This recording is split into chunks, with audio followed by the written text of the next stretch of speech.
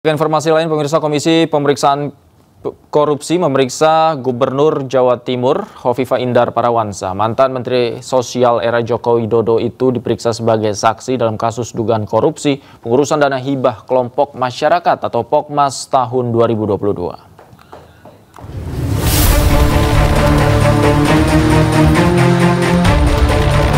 Diperiksa di Mapolda Jatim, Hovifah tiba pukul 9:45 sesuai agenda pemeriksaan dijadwalkan dimulai pukul 10 pagi. Menghindari awak media yang sudah menunggu di lobi, Hovifah memilih masuk melalui pintu belakang. Hovifah diperiksa sebagai saksi dalam kasus dugaan korupsi pengurusan dana hibah kelompok masyarakat tahun anggaran 2021 hingga 2024. Sementara itu, Ketua Masyarakat Anti Korupsi atau MAKI Jawa Timur, Heru Satrio, menilai Hovifah tidak ada kaitan dengan dugaan korupsi pengurusan dana hibah, sehingga KPK tidak bisa menyeretnya sebagai tersangka. Ibu ini dimintain keterangannya sebagai saksi, bukan diperiksa. Dimintain keterangan sebagai saksi untuk atas permintaan dari pengacara 4 tersangka, Husnadi, Anwar Sadat, Iskandar, dan Bagus Wahyudiono. Bukan diperiksa sebagai saksi, dimintain keterangan sebagai saksi. Saya yakin jauh sekali kalau mau menyentuh Gubernur Jawa Timur untuk diseret sebagai tersangka, atau jauh sekali. Dan MAKI Jatim sangat meyakini hal itu. Selain itu, kedatangan Hovifah lewat pintu belakang sempat menimbulkan kecurigaan jika mantan Menteri Sosial era Jokowi itu mendapatkan perlakuan khusus dari KPK. Kalau KPK itu tidak ada istimewa, semua sama. Hanya kita tidak tahu dia lewat pintu belakang, pintu samping, atau pintu depan. Itu apalagi kalau Surabaya kan beliau yang lebih tahu. Kita kan cuma numpang tempat. Dia lewat mana kita nggak tahu. Kita datang ke sana, kita disediakan ruangan, kita kan hanya ada di ruangan. Menunggu beliau, kapan beliau ada di dalam ruangan itu. Lewat dari mana dia? Jelas kalau di ruangan ada pintu, tapi kalau pintu masuk gerbang, walau-walau. Kita nggak tahu. Tapi gara-gara diperiksa di Polda Jatim, jadi wartawan sana tidak bisa mendekat ke lokasi, Pak. Beda dengan di Gedung Merah Putih. Terkait KPK gimana? Itu tergantung daerah setempat.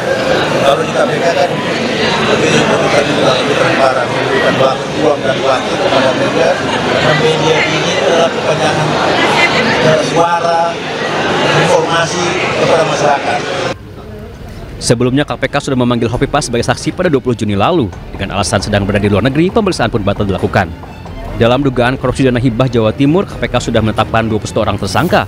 17 orang sebagai tersangka penerima suap, 4 lainnya sebagai tersangka merupakan pemberi suap. Dari Surabaya, Jawa Timur, Rahmat Ilyasyan, Ainus melaporkan. Sebelumnya, KPK telah menggeledah total 7 lokasi terkait dugaan korupsi pengurusan dana hibah untuk kelompok masyarakat di lingkungan Provinsi Jawa Timur. Sementara pemeriksaan Gubernur Jawa Timur Hovifah Indar Parawansa telah dijadwalkan sejak 20 Juni lalu.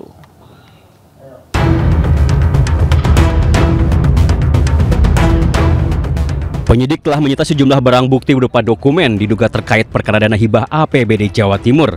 Namun tidak spesifik disampaikan barang bukti elektronik dan dokumen tersebut disita dari mana. Setidaknya sudah ada 7 lokasi yang digeledah sejak 14 April 2025. Di antaranya ialah rumah kediaman mantan Ketua DPD Lanyala Mahmud Mataliti di Surabaya. Penggeledahan berlangsung selama 2 jam sekitar pukul 10 pagi hingga pukul 12 siang. Namun setelah penggeledahan, pihak KPK tidak menemukan bukti keterkaitan Lanyala dengan pengembangan hasil penelitian korupsi dana hibah yang melibatkan mantan Ketua DPRD Jatim Husnadi tersebut. KPK juga telah menggeledah ruang kerja Gubernur Jawa Timur dan membawa 3 koper, di mana salah satunya isinya adalah flash disk yang ditemukan di ruang sekda. KPK menjadwalkan pemanggilan Hovifah Indar Parawansa sebagai saksi kasus ini sejak 20 Juni 2025. Namun Hovifah batal diperiksa penyidik KPK karena sedang berada di luar negeri menghadiri wisuda anaknya. Hovifah lantas meminta penjadwalan ulang pada 23 hingga 26 Juni 2025, namun KPK belum memanggil dalam rentang tersebut. Saat ditanya terkait kasus ini dan pemanggilan dirinya sebagai saksi pada 30 Juni lalu, Hovifah menjawab siap mengikuti jadwal pemeriksaan sesuai prosedur. Terkait jadwal pemeriksaan kita menunggu sesuai prosedur aja, ya. Jadi kita mengikuti prosedur. Ya. Akhirnya setelah ini saya nanti malam kan pembukaan Porprov di Malang. Kan olahraga provinsi. Tapi kita mendahului dengan mengajak 100 anak yatim. Sementara itu, KPK telah menetapkan 21 orang tersangka dalam kasus dugaan korupsi dana hibah Jawa Timur. 17 orang diantaranya menetapkan sebagai tersangka penerima suap, sedangkan 4 tersangka lainnya merupakan pemberi suap. Tim Liputan Ainus melaporkan. Pemirsa, Kejaksaan Agung kembali menetapkan mantan pejabat Mahkamah Agung Zarof Rikar sebagai tersangka kasus dugaan suap penanganan perkara. Penetapan ini merupakan pengembangan dari kasus dugaan suap penanganan perkara di Pengadilan Tinggi DKI Jakarta dan Mahkamah Agung pada tahun 2023 hingga 2025. Tak sendiri, Zarof ditetapkan sebagai tersangka bersama advokat Lisa Rahmat dan Isidorus Iswarjoyo. Isidorus diduga meminta bantuan Zarof melalui Lisa untuk mengatur putusan di tingkat banding dan kasasi. Penyidik menyebut suap yang dialirkan untuk majelis hakim di Pengadilan Tinggi Jakarta mencapai 5 miliar rupiah. Dan Zarof diduga menerima 1 miliar sebagai fee. Sementara untuk suap yang dialirkan di tingkat kasasi mencapai 5 miliar rupiah. Zarof dan Lisa saat ini telah menjalani hukuman dalam kasus terpisah terkait perkara Ronald Tanur. Sementara itu, Isidorus tidak ditahan karena faktor usia dan dalam kondisi sakit. Telah menetapkan tersangka baru dalam dugaan tindak pidana korupsi suap dan atau permufakatan jahat terkait penanganan perkara di Pengadilan Tinggi DKI Jakarta dan Mahkamah Agung tahun 2023 sampai 2025. Yaitu atas nama ada 3 orang. Yang pertama ZR, yang kedua LR, dan yang ketiga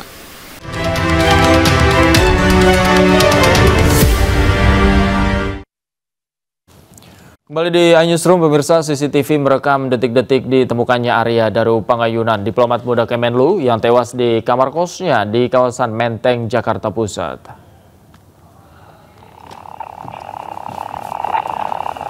Dalam rekaman CCTV, 2 pria yang salah satunya adalah penjaga indekos korban membuka paksa jendela kamar untuk mencari keberadaan korban. Pencarian korban setelah pihak keluarga menghubungi penjaga kos untuk menanyakan keberadaan korban yang selama 2 hari tidak bisa dihubungi. Saat itulah korban ditemukan tidak bernyawa dalam kondisi kepala terlilit lakban serta tertutup selimut.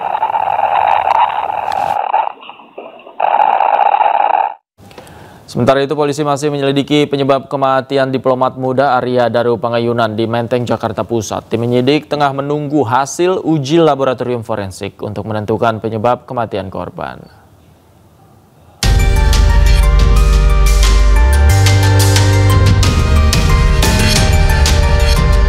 Kematian diplomat muda Arya Daru Pangayunan menyisakan banyak kejanggalan yang menimbulkan pertanyaan publik.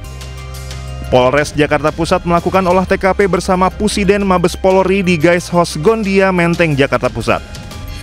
Salah satu yang didapat dalam olah TKP ini adalah sidik jari Arya dari lakban yang melilit Arya.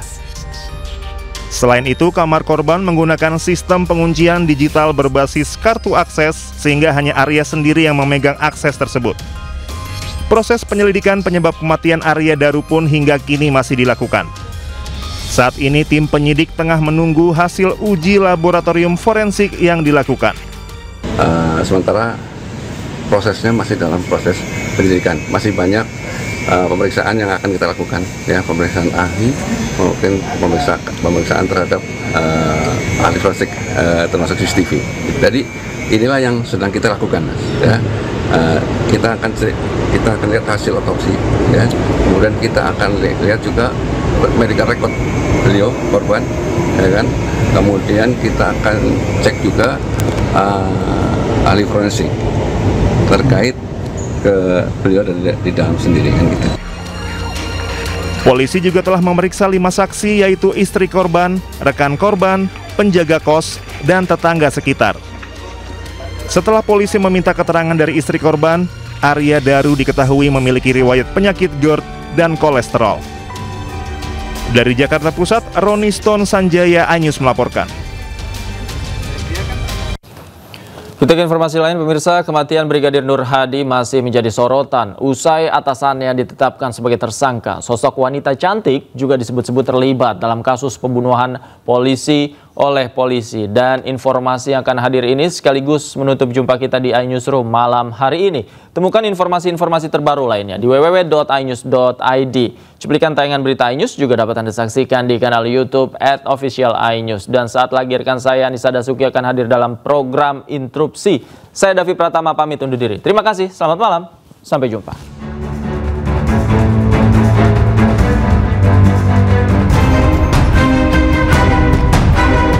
Misteri kematian Brigadir Nur Hadi mulai terkuak. 2 orang atasannya berpangkat komisaris polisi dan inspektur 2 menjadi tersangka. Kedua atasan tersebut menghabisi nyawa Nur Hadi lantaran cemburu dan tersinggung karena korban menggoda serta merayu teman wanita salah seorang tersangka. Hasil otopsi menunjukkan bahwa Brigadir Nur Hadi tewas karena dicekik dan luka di sekujur tubuh akibat dianiaya. Kami lakukan pemeriksaan dalamnya kami temukan ada luka memar atau resapan darah di kepala bagian depan maupun di kepala bagian belakang. Kalau berdasarkan teori, maka kepalanya yang bergerak membentur benda yang diam. Itu yang pertama. Kemudian pada pemeriksaan lehernya ditemukan ada fraktur atau patah tulang pada tulang lidah. Kalau tulang lidah yang mengalami patah, maka lebih dari 80% penyebabnya karena pencekian.